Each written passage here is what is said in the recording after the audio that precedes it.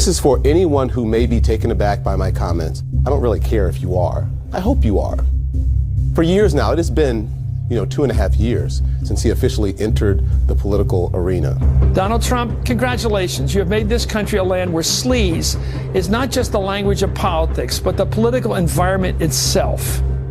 His supporters made excuses, continue to make excuses for him.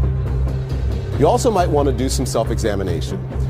What does it say about you that no matter what, you continue to make excuses for this man, for his vile behavior, this sort of vile behavior? Doesn't that make you just as bad, if not worse, than him?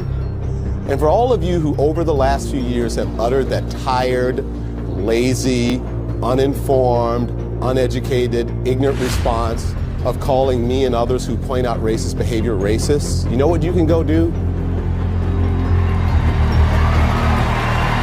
Fuck Trump.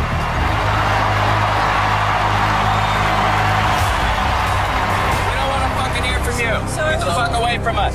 We don't want to fucking hear from you. We got nothing to fucking say to you. Get the fuck away from our... Get out of his face. We don't want anything to do with you. You're a fucking fash.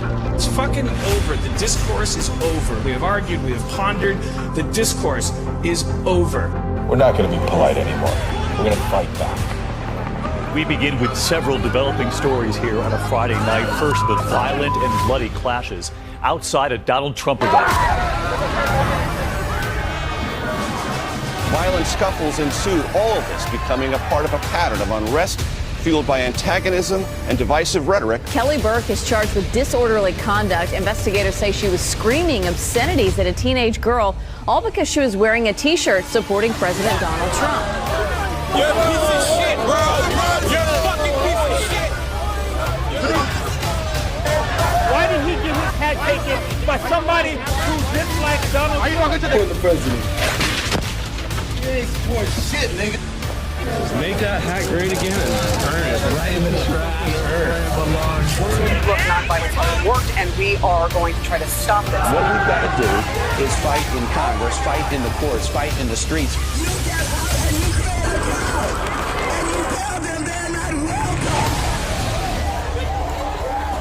Donald Trump's campaign is surrounded by controversy this morning after a weekend of chaos and violence.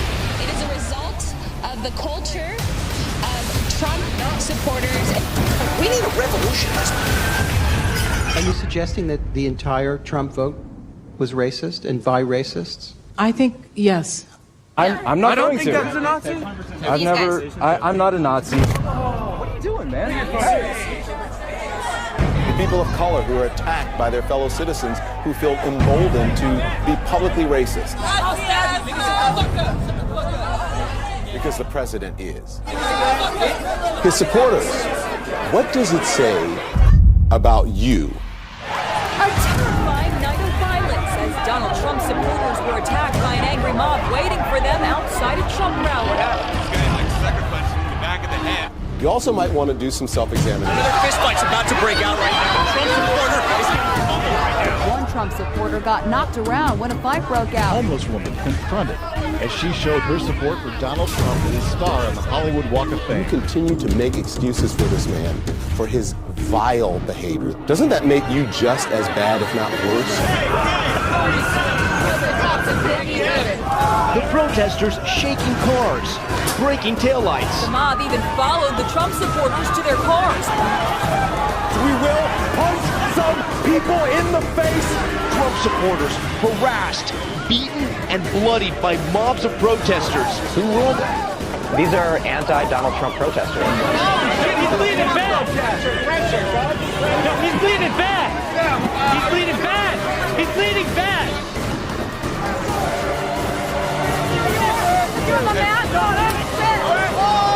Man viciously beaten, all because he voted for Donald Trump.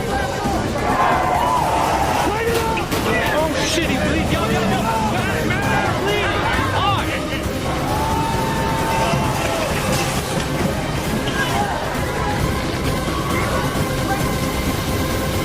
You know, this is tough stuff. We're fighting a war. No Trump, no wall, no USA at all. No Trump, no wall, no USA at all. No Trump, no wall.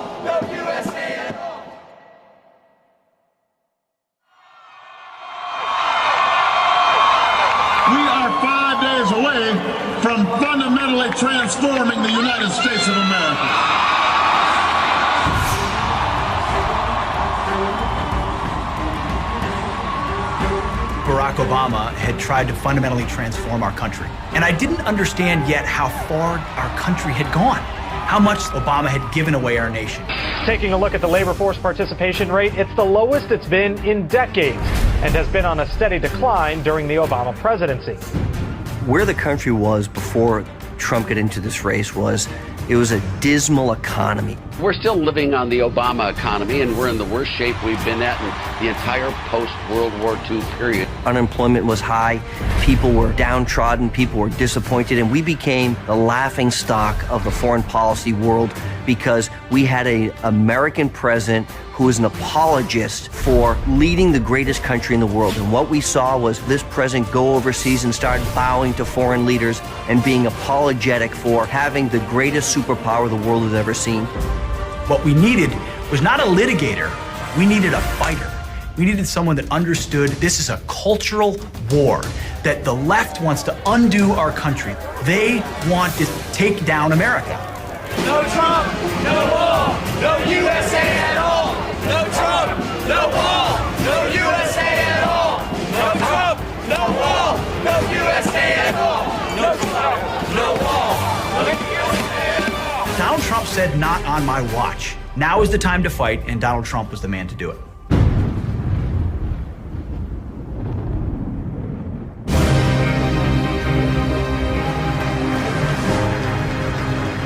We don't have victories anymore. We used to have victories, but we don't have them. When was the last time anybody saw us beating China? When did we beat Japan at anything? When do we beat Mexico at the border? They're laughing at us, at our stupidity. The U.S. has become a dumping ground for everybody else's problems. The world right now is like, whites are black, Trump's running for president. Like, does gravity still work? You're not going to be president, all right? Folks, Donald Trump is not a serious person. That he might be leading the Republican ticket next. I know you don't believe that, but I want to go on. Let's not mince words. Donald Trump is a bigot and a racist. I'm sorry, he's a racist. He's a belligerent, loudmouth racist. There is zero chance we'll be seeing you being sworn in on the Capitol steps with your hand on a giant golden Bible.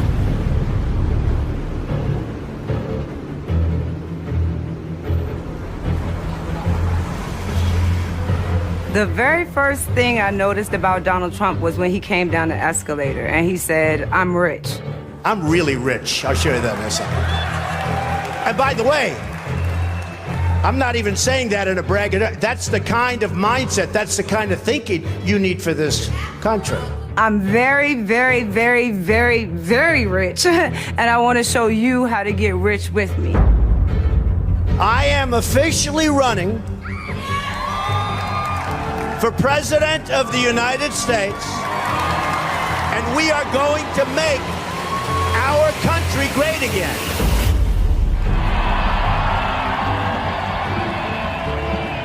So this began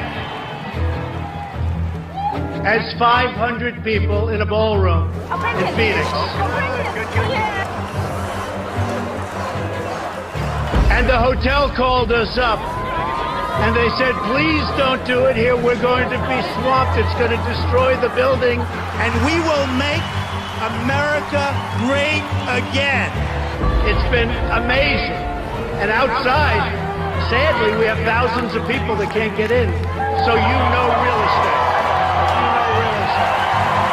We're going to do it. I love you all. Thank you very much, everybody. Thank you. I love you. Thank you. We're going to do it. I think in the primaries, the candidates that were fielded by the Republican Party, it was the best group of candidates that I've ever seen run for the Republican nomination.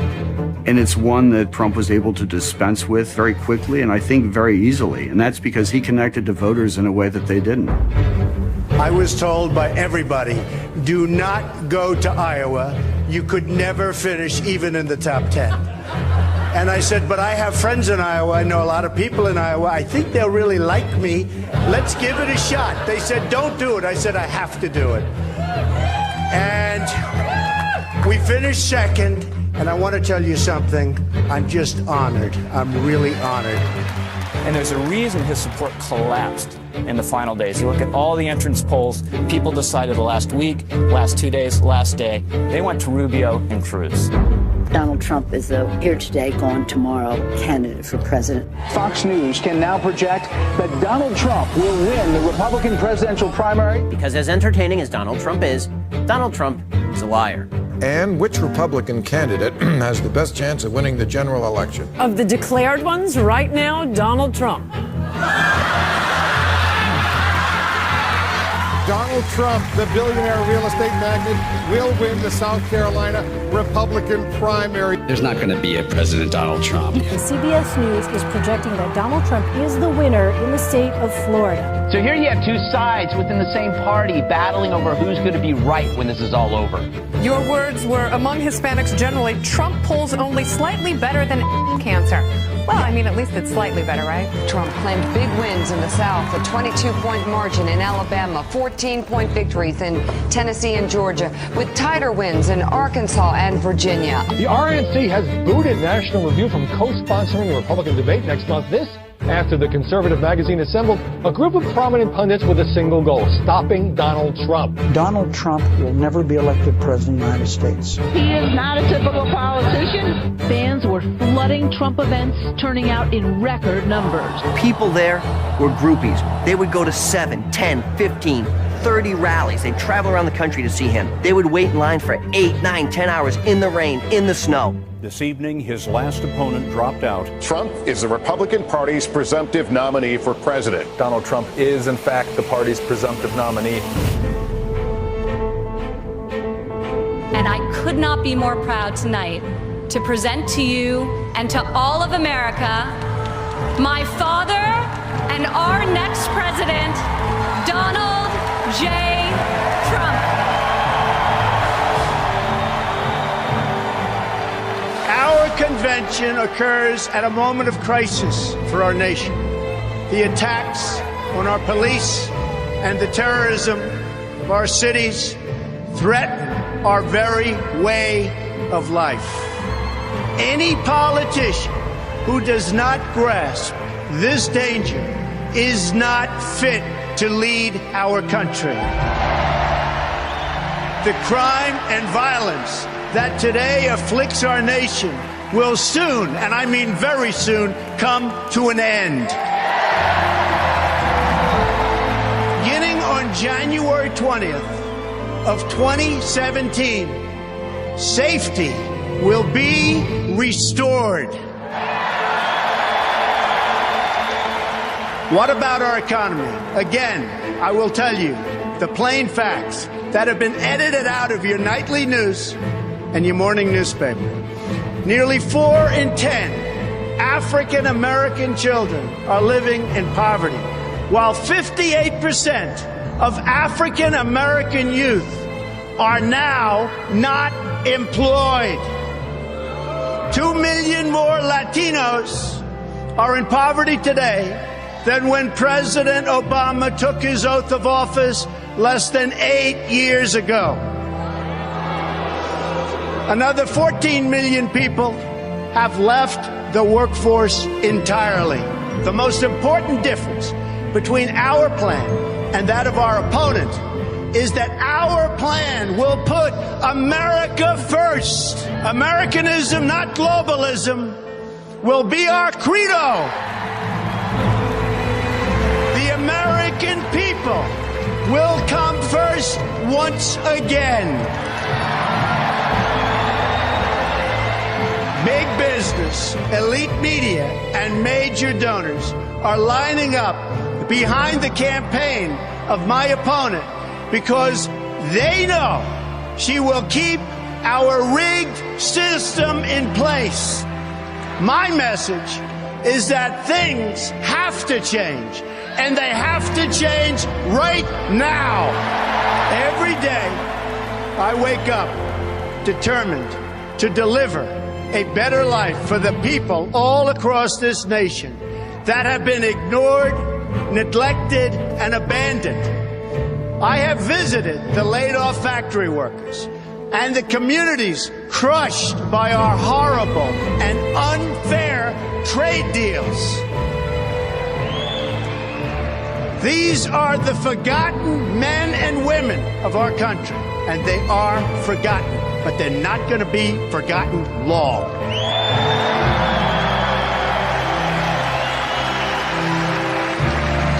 These are people who work hard, but no longer have a voice. I am your voice.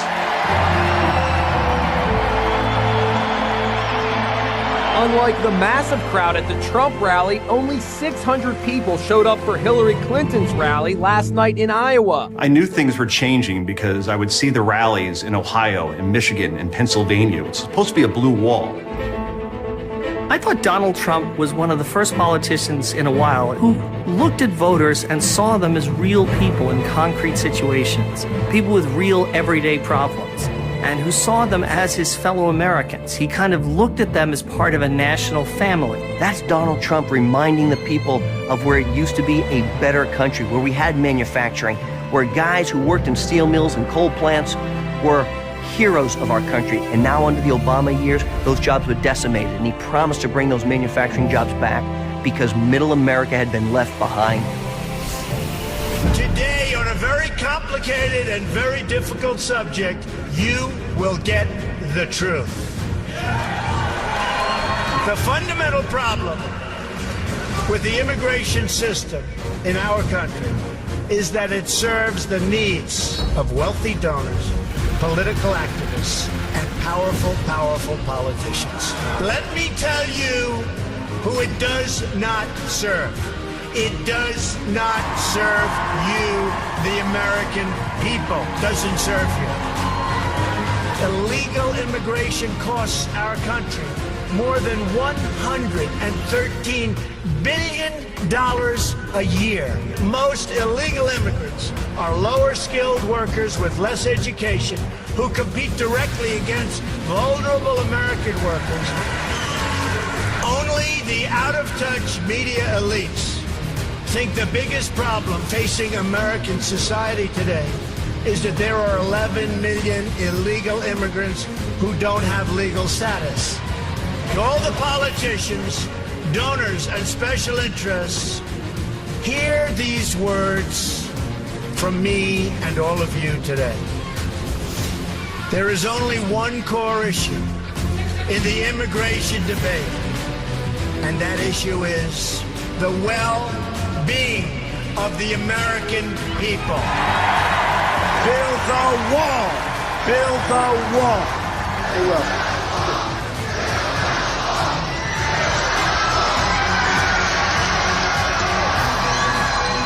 Oh, we'll build it. We'll build it. Who's going to pay for it?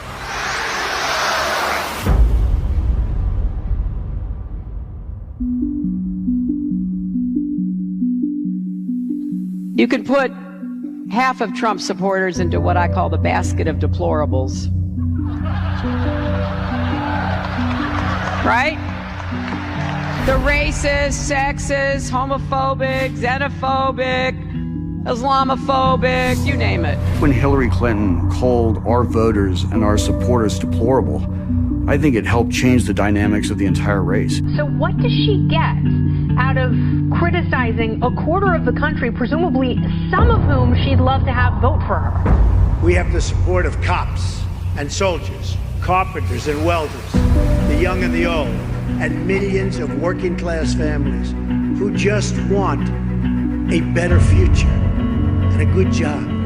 These were the people Hillary Clinton so viciously demonized.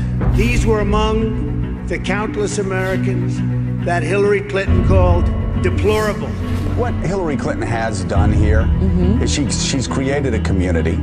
Our next guests are Trump supporters who are embracing the deplorable label. We wanted to show everybody that we're not deplorable. We're normal, middle-class women. We don't win, we lose. We are going to start winning again. We're going to win with everything. We're going to win so much, you are going to get so sick and tired of winning. I say this kiddingly, but I love saying it. You are going to get so tired of winning you're going to say, please, please, Mr. President, we can't take it anymore. The people of New Mexico cannot take it. You're winning too much. We can't stand it. Please don't win so much. And I'm going to say, I'm sorry. We're going to keep winning. We are going to make America great again. New polls just out tonight nationally. Hillary Clinton after the first debate now at 47 to Donald Trump's 42. Clinton is polling now at 49%, Donald Trump at 44%. There comes a moment in every great endeavor when success or failure is determined by the decisions you make under duress at a seminal moment. Donald Trump's moment came in October. Billy Bush weekend was probably the most difficult weekend of the campaign. What was taking place at Trump Tower was the staff there was attempting to manage the president and come up with a solution. Some people told the president to get out of the race, and he was going to go down and have the biggest defeat in our history. But what I knew about Donald Trump was you never back down, you double down. That 2005 Access Hollywood tape wasn't just lewd remarks. Trump was literally explaining a time-tested strategy for sexual assault. The swing voters have been these college-educated white women who went for Mitt Romney by 6 points, and in our last poll, went for Hillary Clinton by 25 points. They last night saw nothing to bring them to Donald. Could I just cut through? I have one thing to say, one thing only. And that is that this race is over. Basically, this was just going to be a coronation now for Hillary Clinton, and Donald Trump had no shot. An estimated 20,000 people turned out last night at a football stadium in Mobile, Alabama.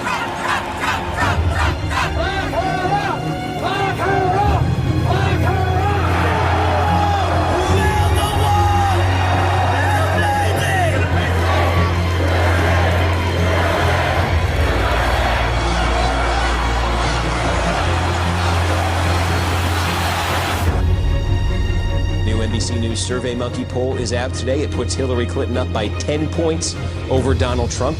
The first exit polls come out, and the margin is so bad that there's basically not enough votes left to go and make it up. We're going to lose everything. And in CNN, you can feel the jubilation that the reporters are having. You know what we haven't had in a presidential election in a long time?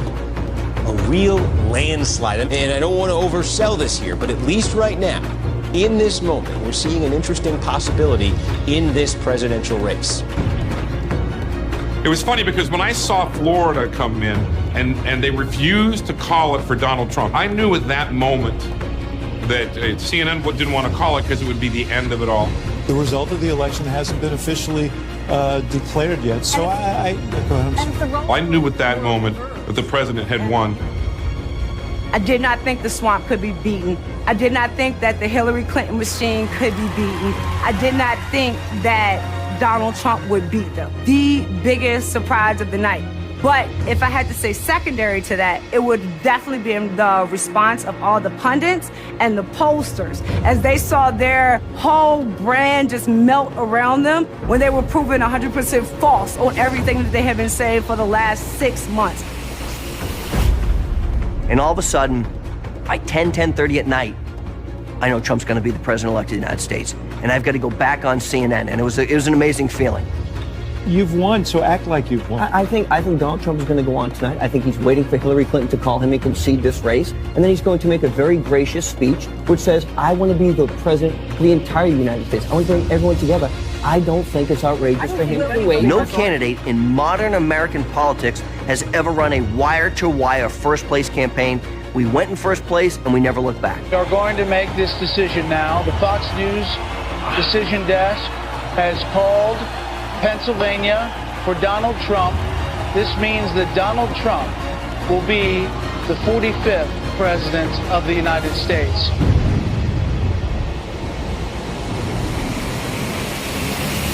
There are demonstrations in major American cities across the country tonight over the election of Donald Trump. Tens of thousands marched in streets across the United States on Saturday. Protests held in big cities such as Los Angeles, New York, and Chicago. But in Portland Saturday night, it turned violent.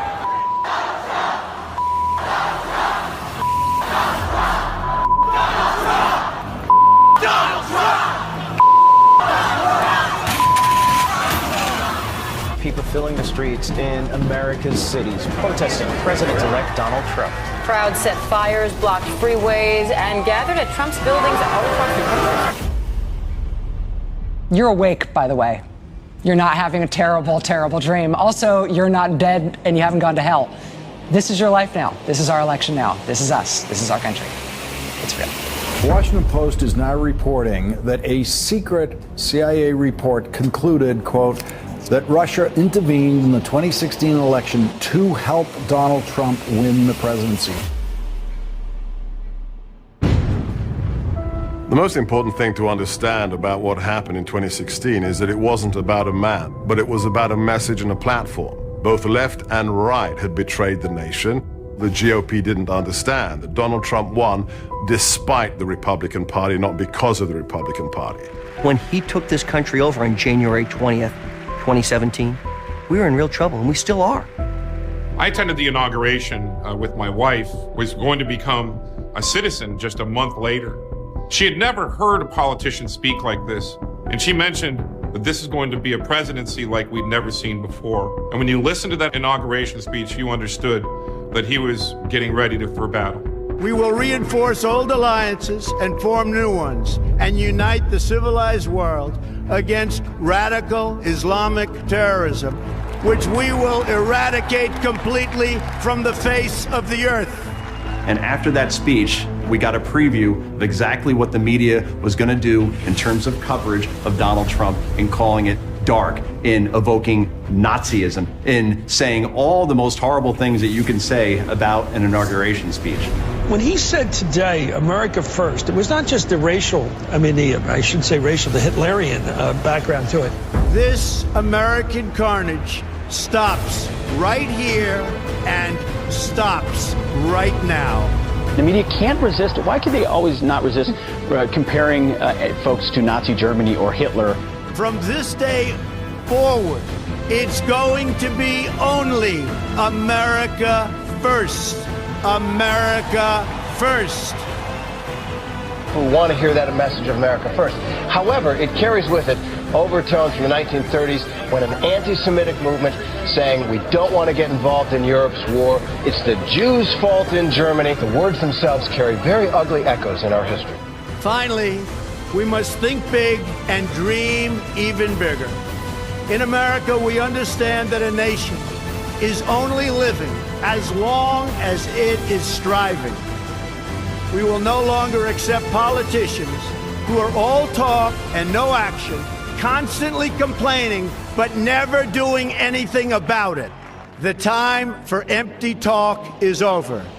Now arrives the hour of action.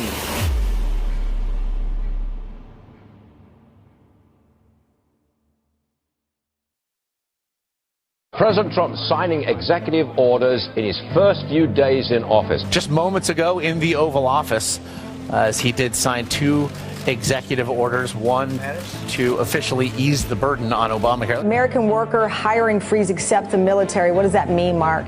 Tamron, it's about, saying that there should be no more civil servants in the federal government, that they're not going to grow the size of the government with federal workers. What do you make of the signing of these executive orders and the president withdrawing the United States from TPP? Well, he's making good on a lot of campaign promises. What he's trying to do here is follow through on a promise to take action on day one. We're going to move on now to the chaos, confusion, and anger growing in the wake of President Trump's immigration ban. Overnight outrage from coast to coast. This is not about religion. This is about terror and keeping our country safe. There are over 40 different countries worldwide that are majority Muslim that are not affected by this order. What we did was we focused on, instead of religion, danger. The areas of the world that create danger for us.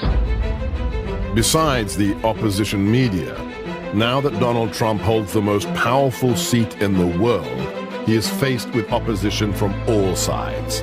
The Democrats, never-Trumpers inside his own party, and the so-called deep state. People call it the deep state or the administrative state or entrenched political class. These are the people who are making millions off the political system of the United States. Washington is a swamp, and it's filled with people, Republicans and Democrats, who don't have the country's best interests in mind. And these are the people who oppose Donald Trump. because he has his own people working against him. They're not part of the solution. They're part of the cabal, they're part of the swamp, and they're part of the problem. Trump needed the time to learn how the swamp worked. All of us want the swamp drained, but you cannot drain a swamp without actually knowing how it works first. And that's the same thing with progressivism. You can't pull it out by its root if you don't understand how it got there in the first place. The Democrats are suffering from a massive identity crisis and haven't been able to get their hands around the fact that they lost to Donald Trump, which has created a political vacuum in this country that the mainstream media has jumped in to fill. And they just can't get over the fact that they lost. So right after the election's over with, we start getting all these stories about Russian collusion.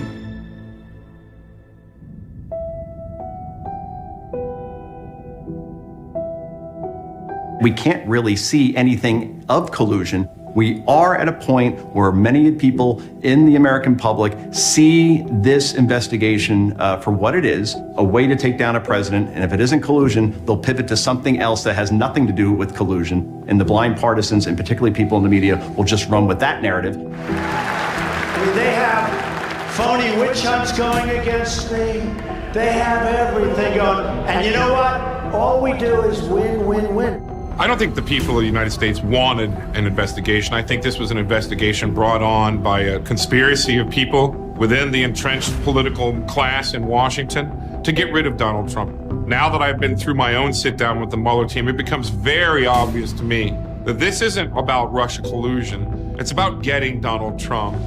Despite the media's desire to hype the Russian collusion narrative, Donald Trump has kept his focus and has managed to secure a number of important victories in less than 2 years. If you look at what this president has been able to achieve in the first year, historic tax cut, the repatriation of money sitting overseas, African-American unemployment, Hispanic unemployment, record lows because of what this president's policies are. He stayed laser focused on the things he said he would do, on the tough calls, on the Paris Climate Accord, on the Iran deal, on moving the embassy from Tel Aviv to Jerusalem, on staring down the trade agreements that have been terrible for our country, on crushing ISIS. People didn't understand the importance of small business in this country. For 30 some odd years, nobody had really addressed the needs of these small business owners. Here we had an opportunity to make that change, and these small business owners needed that help to be able to actually make a change for their own businesses as well. Since the election, we have created 2.4 million new jobs. And something I'm very proud of, African American unemployment stands at the lowest rate ever recorded.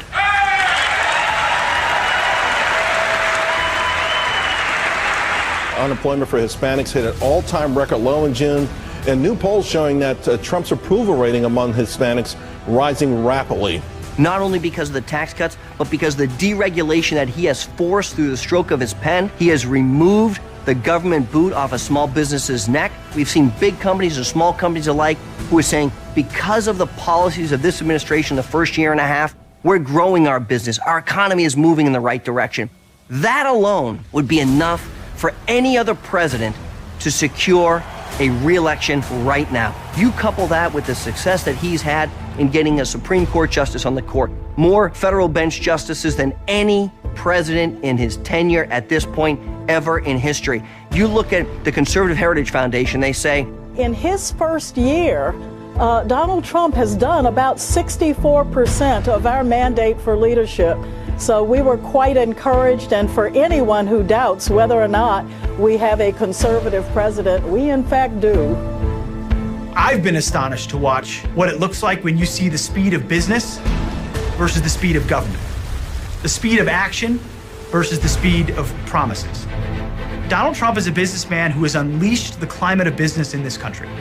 He has said, I believe you know how to spend your money better than the government does. I want to cut your taxes so you can invest in your own lives. You can invest in your employees. You can invest in your business. I'm going to reduce regulations so that small business that doesn't have an army of accountants and lawyers and litigators and lobbyists, they're on a level playing field with those big guys that play very well and cozy inside the rigged system. But Donald Trump understands he wants equality of opportunity, not equality of outcome. We can unleash the engines of capitalism. He has unleashed the miracle of free market economics because as a businessman, he understands that that's how you unleash the promise of America.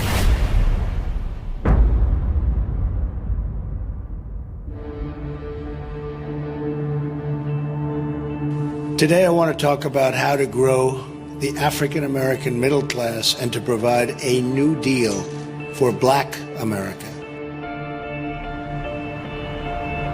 We are now seeing unemployment rates that are below 4%. And in fact, if you even look more specifically at unemployment rates amongst Latinos and amongst blacks, it is now at historic record levels in terms of lows. This is unbelievable. This administration, frankly, has done more for the Hispanic community, for the black community, than probably most other administrations have in the past. Well, at the beginning of the Obama years, especially within the black community, we were all excited that America had proven that it was able to get past this racist background. And we were excited about being able to elect the first black president. We thought for sure he would do things specifically to help the intrinsic and intransigent problems within the black community, the high unemployment rate, the black-on-black crime. Shooting violence has gotten so bad in Chicago that gunfights are breaking out now at existing crime scenes. And even with police in close proximity. You got shots fired over here. And then as he got settled into office, the cloud of disappointment began to settle in within the black community. Members of the Black Caucus could not get a meeting with the first black president, never addressed the black unemployment rate, and that's when the bottom fell out of our support for President Obama. And one of the things, though, unfortunately, under the Obama administration, truly people believe that the American dream was dead. What the black community is looking for is a reason to change their habits, and I think that's part of the reason that President Donald Trump came onto the scene. Entrepreneurship. That's the bedrock. That's the gateway drug into the black community, is through our entrepreneurs. And if we make sure we have a vibrant entrepreneurship class within the black community, that's going to go a long ways to solving a lot of the turmoil you see in the inner cities, number one. Then number two, education. Because if you have a good education and you're optimistic and hopeful, now you go to school, get education, whether it's college or vocational, then you have a flourishing entrepreneurs class that has a job waiting for you. They need you because their businesses are growing so fast. But now what we're hearing again, that optimism is sky high. People are investing back in their businesses because they believe that the American dream is now achievable once again. That deal is grounded in 3 promises: safe communities, great education, and high-paying jobs. And the moment you reach out to them and you start taking them seriously as businessmen, you're going to see actual conservatism come into the picture, actual ideas come into the picture. I will also propose tax holidays for inner-city investment, a new tax incentive to get foreign companies to relocate in blighted American neighborhoods, and they will do that. It will be worthwhile. It's called incentive. They will do it. Uprooting progressivism and getting it out of our country so we're not on the brink of democratic socialism. I will produce, and I will get others to produce, and we know for a fact it doesn't work with the Democrats. There's a lot at stake at this moment right now. And if Donald Trump chooses capitalism and chooses that fight at this moment, I think you change the entire trajectory of this country from what progressives have done the last 100 years.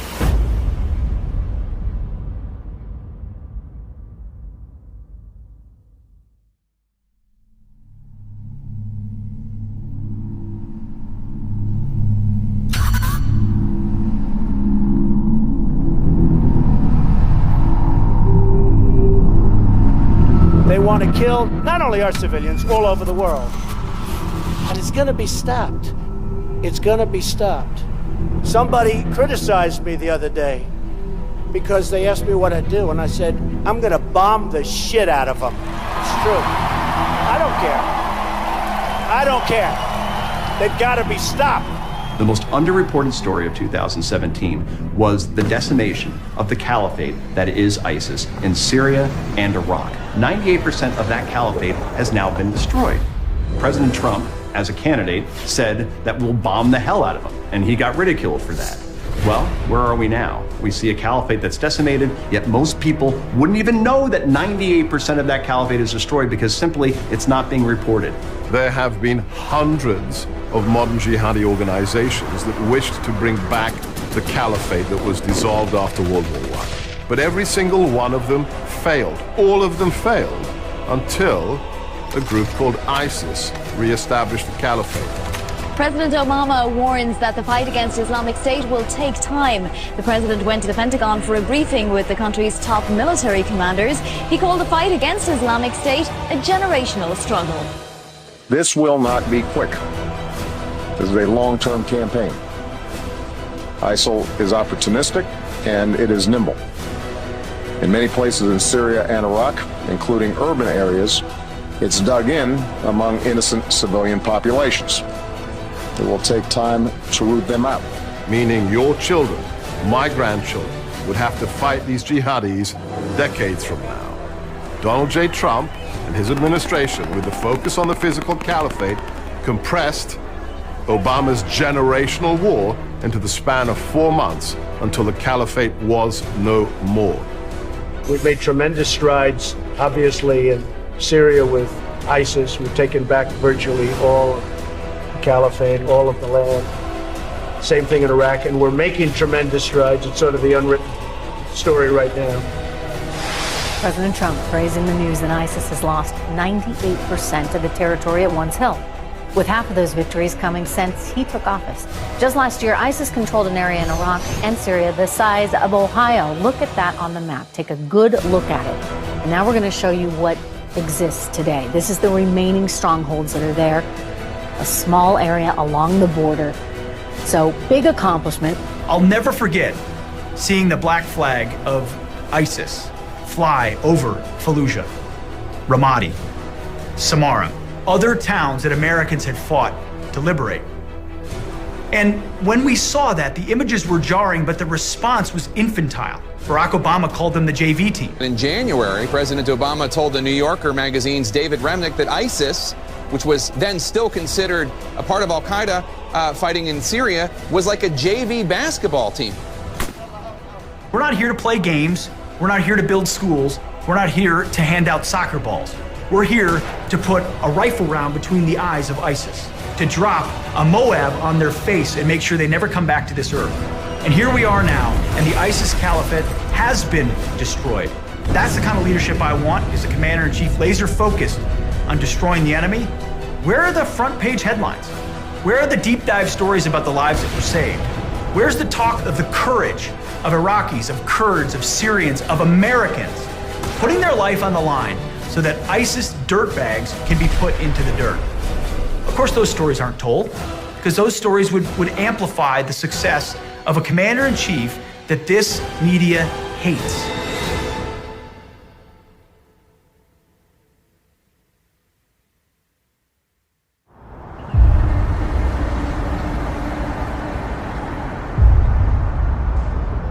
The Iranian regime is the leading state sponsor of terror. It exports dangerous missiles, fuels conflicts across the Middle East, and supports terrorist proxies and militias such as Hezbollah, Hamas, the Taliban, and Al-Qaeda. Therefore, I am announcing today that the United States will withdraw from the Iran nuclear deal. The Iran deal is another example of the president making a promise. He said that this is the worst deal in history, that we're going to get out. Barack Obama was more than foolish. He was reckless, ideologically reckless in America's security in pursuing that deal. They were foolish enough to think that if we gave the Iranians billions of dollars of pallets of cash, the Ayatollahs over there, the radical Islamists, would give up their nuclear weapons, stop their ambitions to chant death to America and wipe Israel off the map. Except everything we've seen since we signed that horrific deal is they've only funded their military operations more.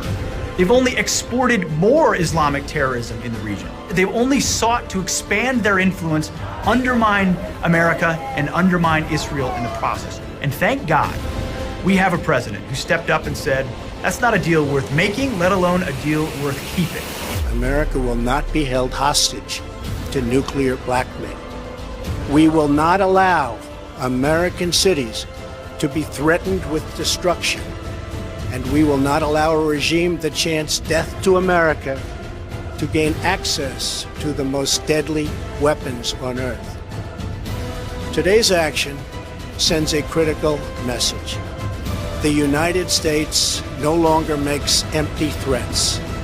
When I make promises, I keep them. The new provocation from North Korea, what could be the most dangerous yet, a new missile launched being called a breakthrough, a successful test of an intercontinental ballistic missile, possibly capable of reaching Alaska. North Korea's official statement celebrating the launch, promising to root out what they see as the U.S. threat. If you remember August of 2017, we were on the verge of World War III. North Korea was lobbing missiles over Japan, was threatening Guam, had nuclear capabilities, and the president said that Kim Jong-un and the North Korean people will be met with a fire and fury like the world has never seen. The United States has great strength and patience, but if it is forced to defend itself or its allies, we will have no choice but to totally destroy North Korea. The media was apocalyptic, said you can't speak to North Korean leaders like that. You can't use that sort of language. You're going to get us into a war. And instead, it was a language, it turns out, that Kim Jong-un actually understood. And he began to acquiesce, and he began to stop testing missiles. North Korea will not find security and respect through threats and illegal weapons. We will work with our friends and allies to stand up to this behavior, and we will redouble our efforts toward a more robust international non-proliferation regime that all countries have responsibilities to meet. They accelerated toward a nuclear bomb under the Obama administration because they saw it as their opportunity. Ironically, that's the number one issue Barack Obama said he was handing to Donald Trump to solve on the world stage. And what has President Trump done? He's forged a path to solve it. But he didn't play by the consensus games of Washington, D.C. Never once did intelligentsia crowd say, you know what you should do? You should tell Kim Jong-un fire and fury is coming his way. You should tell Kim Jong-un he's going to get a bloody nose if he tries it again. You should ramp up troop deployments, ramp up military exercises, maximize the pressure, utilize China to put pressure on North Korea. And here we are. We're getting actual action on the Korean Peninsula. And now we have all sides talking, and people are talking about Donald Trump, of all people, winning a Nobel Peace Prize. Republican Congressman Luke Messer launching an effort to nominate President Trump for a Nobel Peace Prize. That could end up being his legacy. That could end up being his biggest accomplishment as president if he is actually able to denuclearize the Korean Peninsula.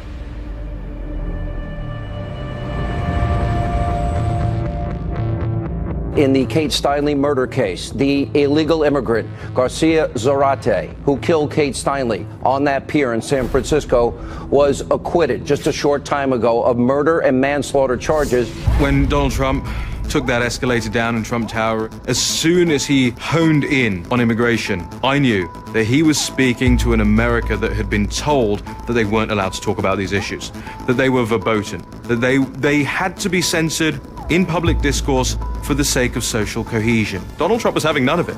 Donald Trump stood on that stage and said some of the most extraordinary and true and revelatory things about mass migration. But I speak to border guards, and they tell us what we're getting. And it only makes common sense. It only makes common sense. They're sending us not the right people. It's coming from more than Mexico. It's coming from all over South and Latin America, and it's coming probably from the Middle East. Let me tell you something the mainstream media will never tell you tonight. It was San Francisco's sanctuary city policies that killed Kate Steinle. Our campaign was outlined immigration, and that means stopping illegal immigrants from coming into the country. The notion of a wall on the southern border, which had been proposed years before that the Senate had voted on, including Hillary. Secure our borders with technology, personnel, physical barriers if necessary. Was now a controversial idea. It's absurd. When we went out to the American people and the president started talking about bringing our jobs back, under the Obama years, those jobs were decimated, and he promised to bring those manufacturing jobs back because middle America had been left behind. We will bring our jobs back, Sean. We're going to bring our jobs, as sure as you're sitting there, we are going to bring our jobs back into this country for the first time. If we don't have a wall, we don't have a country. And if you don't have a border, you will have a perpetual problem exploited by the worst of the worst, by MS-13, by drug runners, by sex traffickers, by violent gangs. All of these groups who have created problems across our country that then left-wing politicians give sanctuary to. Reaffirming its reputation as the sanctuary city of all sanctuary cities, San Francisco is doubling down on its defiance of federal immigration law. To me, the border wall is as close to an immigration litmus test as there exists. Find me a politician and ask them what they think about the border wall. And if they say, well, maybe we need it, maybe we don't, they still don't get the idea of immigration today. They still don't get the idea of a nation state. They still don't understand how central it is to the future of our country. People who really don't believe America should have borders. People who see immigration as simply a factor of production. Who see immigrants as future Social Security taxpayers and nothing else. People who don't send their kids to public schools where 14 or 17 languages have to be taught. And the Latin kings are battling it out with MS-13 over the turf and driving out African Americans whose ancestors have been there for 100 years. America has never been a race, a gender, a social class. It is a set of ideas that we have perpetuated, but it starts with the rule of law. Without the rule of law, everything else falls apart. Without the rule of law starting on our border, we don't have a country. When I talk with a lot of my friends in the Congressional Black Caucus privately, I chastise them. How can you be black and you're supporting amnesty for those in the country illegally, when then at the same time you complain about the high unemployment rate in the black community? So your solution is to bring in cheap labor? Really? The black folks I talk to do not support amnesty for illegal. Even most of the black liberal Democratic staffers I know and talk to, privately, they don't agree with it, but they are terrified to go public and say they disagree with it. Why pay an American engineer $150,000 a year when you can import them and pay them $80,000 a year? We need to get back to putting Americans first and not worry about trying to be president of the world, which we had 8 years of that. Now we have a president that's singularly focused on, if it's good for America, then it's good for the world. That's a total paradigm shift. What President Trump is doing with this issue of illegal immigration is resonating in the black community. What we have to do is do a better job of giving these people a microphone to talk about how they feel about that issue.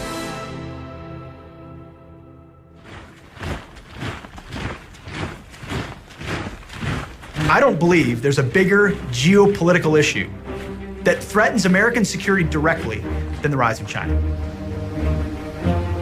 America is the most powerful nation the world has ever seen, on every metric. Nevertheless, there is one nation that has both the desire and the potential to displace us. They see their culture as better than anybody else's, and they see the last 100 years as an anomaly, as a humiliation by the West. What we have today is a modern-day economic superpower. The Chinese today are becoming more communist. They're becoming more oppressive at home. They're becoming more expansionist internationally. China's goal is to diminish the United States at all costs, because China's rise and ultimately China's world domination is to make sure that the United States is defeated. And they're doing everything in their power by using information means, as well as supporting America's enemies, stealing America's technology. The amounts that have been stolen by the Chinese have just been extraordinary, in the trillions of dollars of valuable U.S. technology. And they're using that technology to build up their military as well as their diplomatic, economic, and intelligence infrastructures. Once you work in the White House, once you have access to the intelligence that the most powerful intelligence community in the world can provide, you tend to see things differently. I came to realize that the only truly strategic long-term threat that America faces is, in fact, from China. China has a plan to displace us by the 100th anniversary of the Chinese Communist Revolution in 2049. 2049 is 100th anniversary of Chinese People's Republic of China. In the 2021, they want territorial integrity, which means they want Taiwan, they want South China Sea. And then in 2049, they want to overtake United States. The flashpoints between the United States and China are clearly in the Pacific. The South China Sea, which sees $5 trillion in trade annually, has been militarized and literally taken over by the Chinese in a covert operation to build small islets throughout the sea and begin militarizing them with missiles. Any of these three flashpoints could erupt into a regional conflict unless the United States takes major action to push back against this Chinese hegemonism. Mr. Xi, for years, he was a very cautious guy. He understood how to climb up in China. To climb up in the communist ladder, you have to be harmless. People are not afraid of you. You're not in anybody's way. But when he got to power, now he's showing his true color. We see him using Mao's language. We see him raise issues like what Mao raised. Xi Jinping comes from a veteran family. Both his parents are communist high-ranking leaders. He grew up in that environment. So when he comes to power, he has a mission to defend, to restore, revive the Communist Party, make it become a stronger, glorify the Communist Party. China is definitely a totalitarian regime because it's control everything. China is control everybody's thinking, everybody's social behavior, and everybody's speech. And not a single regime in the history can have such a total control over its people. The totalitarian machine, the whole country is a police state. They have developed a strategy, the One Belt, One Road strategy, and they've developed a doctrine called unrestricted warfare to undermine us in indirect ways, specifically economic warfare and political warfare and the development of military technologies that leapfrog over conventional military technology development. It's actually a stalking horse for the Chinese ideology of Chinese communism, socialism with Chinese characteristics. They're building up countries around the world, and with that comes the Chinese economic model as well as the Chinese authoritarian and communist system. And the United States, again, is at a loss to try and counter this. China basically has no oil, and therefore they're heavily dependent on Middle Eastern oil, so they're looking for ways to control the oil coming out of the Persian Gulf and the Middle East and make sure that they can secure that. I think President Trump perhaps is one of the smartest presidents we have. And his engagement with China, I think as a businessman, first he understands personal relationship. He made President Xi said one thing, is that the United States of America have 1,000 reasons to be friendly to each other, have 0 reason not to be friendly. Actually, we have plenty of reason to be not friendly. But President Trump established a personal relationship. In the Chinese politics, if you have a personal relationship, you can always, have some leeway. On the other hand, if you don't stand firm for your national interest, they despise you. So actually, President Trump won a lot of respect from the Chinese leaders and Chinese people. We've lost 70,000 factories since China joined the World Trade Organization. And you've seen that. You've heard about it. 70,000. The World Trade Organization, another one of our disasters. But this election, the American people voted to end the theft of American prosperity. They voted to bring back their jobs and to bring back their dreams into our country.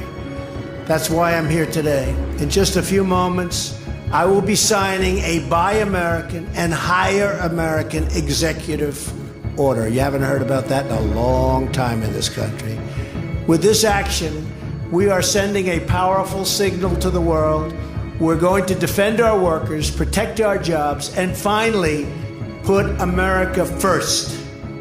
Donald Trump was one of the first politicians to recognize the threat from China. He broke with the business community and that he wasn't going to go along with business as usual by ignoring China's aggression in the South China Sea and other areas, ignoring China's human rights abuses. Donald Trump has made a sea change in the U.S. approach to China. He's made China the top threat, along with Russia. He has made protecting American economic security one of the highest priorities. Again, this trade and interaction in the past was based on the false notion that trading with China would have a moderating influence on its behavior, and President Trump was the first to recognize that this has totally failed and that a much tougher approach is needed. We're going to be fulfilling another campaign promise by taking firm steps to ensure that we protect the intellectual property of American companies and, very importantly, of American workers.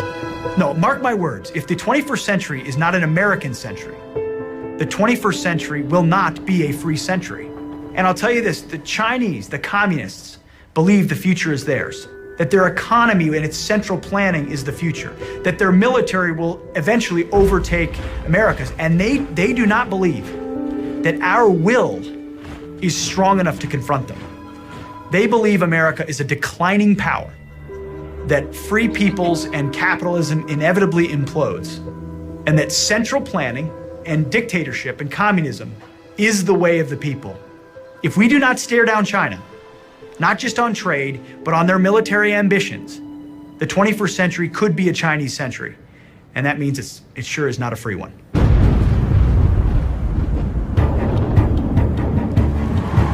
The deplorables know that they've been doing the heavy lifting for a long time.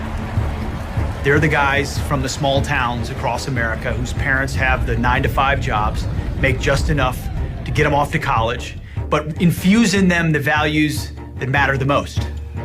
Love your country, be willing to fight for things greater than yourself, earn a paycheck because there's dignity in work, and raise a family that perpetuates that into the next generation that loves America.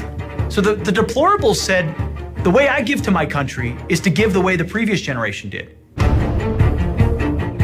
In November, we have so much actually at stake, so much to lose. The Democrats, they actually are saying, vote for us and we will raise your taxes. What can you do but raise taxes? You're used to hearing the Democrats say, vote for us, we'll give you free stuff here and free stuff there.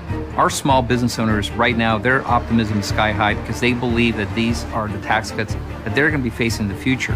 But I'll tell you now that we're hearing a little bit of concern now because they're asking the question, what happens if they go away? You raised the issue of taxes. Trump raised that issue. Let's talk about it. What's too high for the top personal rate? It's not about a number. That's what negotiations are all about. What rate? Yes, we are going to end these. We'll come up with that rate, but it'll be a damn lot higher than it is right now. This is Armageddon. Is 50% obviously too high? Look, there was a time in a very prosperous America where the top marginal rate was well above 50%. Previously, you'd been asked if a 90% marginal rate is certainly too high, and you said no. So how high are you willing to go? Not one Democrat voted to cut taxes. Not one. And just as I promised the American people from this podium 11 months ago, we enacted the biggest tax cuts and reforms in American history. The November 2018 elections are absolutely critical to see this president's agenda continue to move forward. This election, if it is an election about the success that our country is facing, Donald Trump wins and the Republicans keep and expand their majorities both in the Senate and the House. If this is a localized election where the Democratic candidates are running away from Nancy Pelosi and the leadership of the Democratic Party, then the Democrats are going to do very well. We have come up with a lot of solutions, but we have Democrats that don't want to approve anything because that's probably, they think, bad for the election that's coming up. What Democrats are very good at doing is they go into their districts, they campaign and say one thing, they come to Washington, D.C., and they do the exact opposite. That's what is on trial. That is what we are talking about in the November election. Donald Trump is definitely on the ballot in every race across the country. You're either with an agenda, a reform agenda of Washington that is with the people to make government smaller and more effective and to return more money to the pockets of the American taxpayer, or you're with those in the Beltway that want to grow government, grow the size of its regulation, and to keep imposing itself on our lives. Tell me what the Democrats are running on. What's their platform relative to the black community? Just think about the impact of voting Democrat and having several prominent black liberals chairing major committees. If you don't think elections matter, All I say is when you wake up this morning, think of Chairman Maxine Waters chairing the Financial Services Committee. That should scare you to vote Republican right there.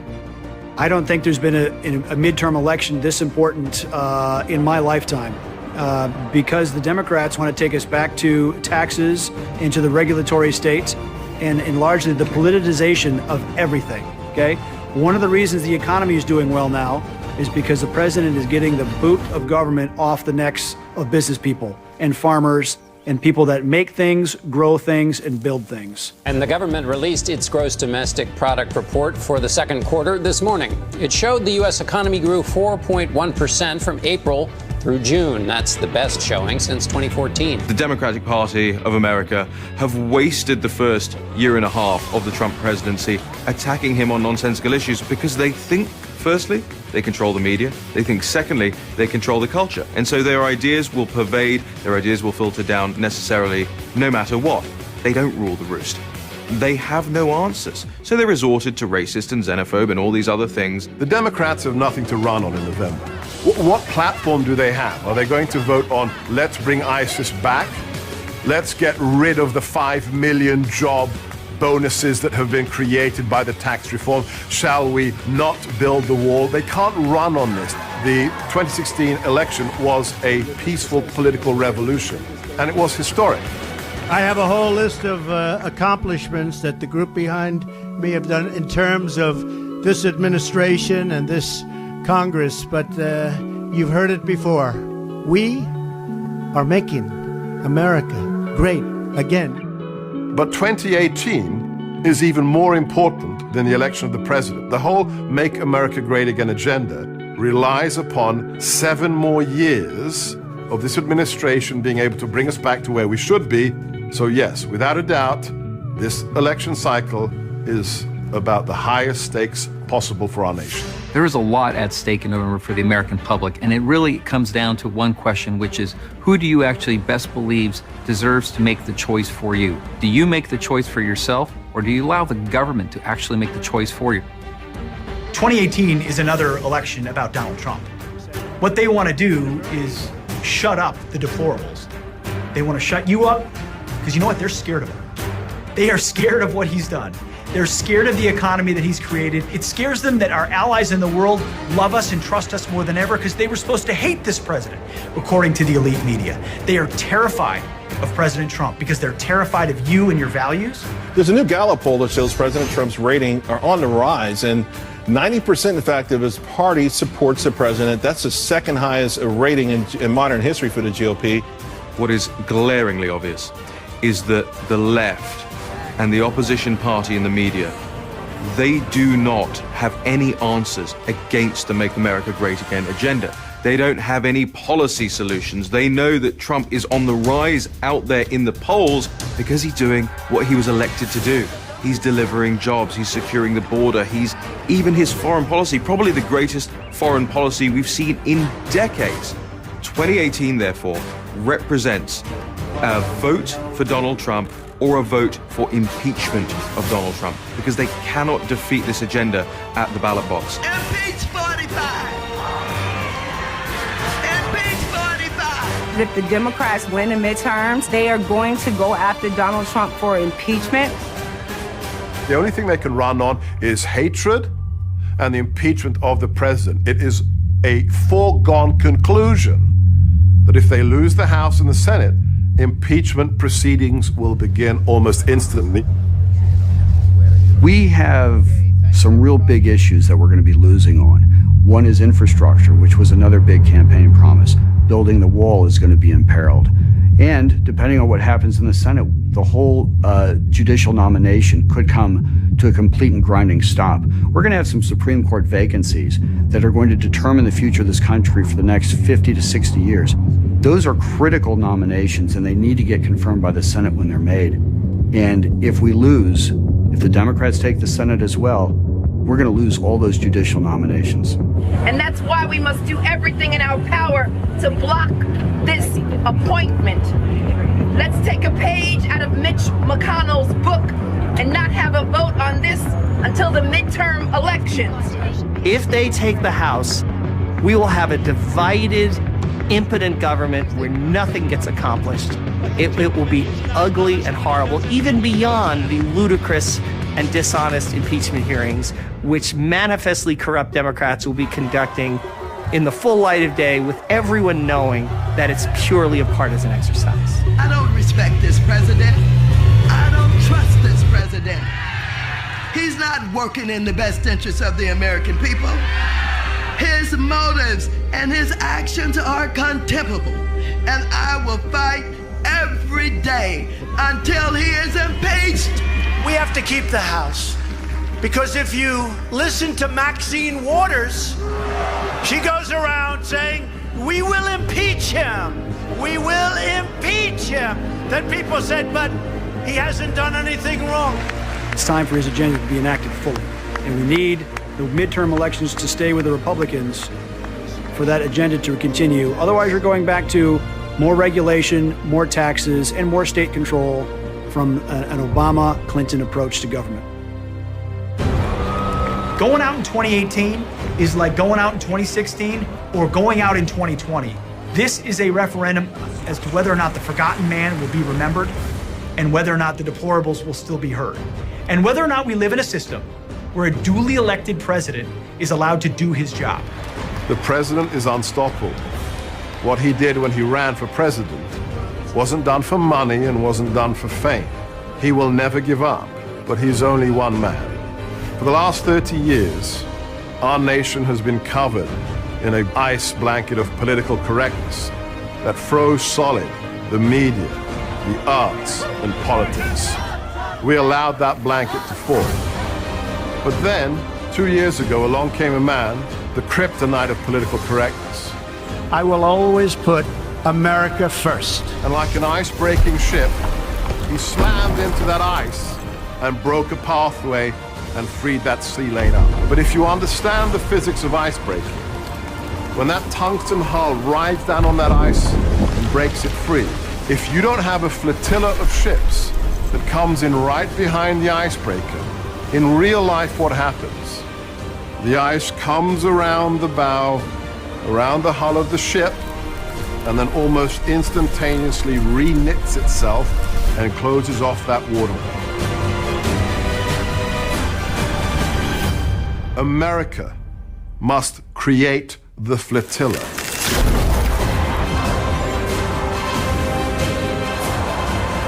Every single person who is proud of what has been achieved must come to be part of that flotilla and to be what the military calls a force multiplier for the president. The stakes of the next election are even bigger than the one that changed the face of the nation